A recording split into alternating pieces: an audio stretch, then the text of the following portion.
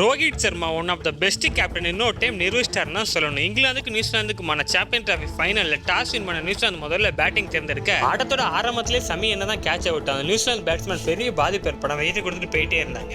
நியூசிலாந்துக்காக Mitchell மட்டும் நல்லா play பண்ணி 50+ ரன்ஸ் அடிக்க அடுத்து அந்த பேட்ஸ்மேன்லாம் ஃபெயிலியர் ஆக கடைசியில் பிரேசிலோட எக்ஸலண்டான இன்னிங்ஸ் 50 ஓவர் முடியல நியூசிலாந்து 251 ரன் அடிச்சிருப்பாங்க. சேஸ் பண்ண வந்த டீம் இந்தியாவுக்காக கேப்டன் ரோஹித் சர்மா பொறுப்பா பிளே பண்ணி 50+ ரன்ஸ் அடிக்க என்னதான் விராட் கோலி அவுட் ஆயிருந்தாலும் அடுத்து வந்த டீம் இந்தியா பிளேயர்ஸ்லாம் பொறுப்பா பிளே பண்ணி ஆளுக்கு கொஞ்சம் ரன் அடிச்சு கேஎல் ராகுல் ஜடேஜாவோட ஃபினிஷிங் டீம் இந்தியா 4 விக்கெட் இந்த போட்டியை வின் பண்ணது இல்லாம தொடர்ந்து ஐசிசி ஈவென்ட்ல தொடர்ந்து 2 ஃபைனல் வந்து 2 போட்டிலுமே கேப்டன் ரோஹித் சர்மா தலைமையில டீம் இந்தியா ஜெயிச்சிட்டாங்கன்னு சொல்லணும். இந்த போட்டிக்கான player of the match captain Rohit Sharma வாங்கினாரு. Player of the tournament Rachin Ravindra வாங்கினாரு. ரோஹித் சர்மா எக்ஸலண்டான கேப்டன்சி பத்தி என்ன நினைக்கிறீங்க? ரோஹித் சர்மா இப்ப ரிட்டையர்மெண்ட் ஆக அனௌன்ஸ் பண்ணிட்டாங்க. ரோஹித் சர்மா விராட் கோலி 2027 நடக்க போற வேர்ல்டு கப்ல ஆடுவாங்க நம்பிக்கை இருக்கு. இந்த ரோஹித் சர்மாவோட எக்ஸலண்டான கேப்டன்சி பத்தி நீங்க என்ன நினைக்கிறீங்க? மறக்காம கமெண்ட்ல சொல்லிட்டு போங்க.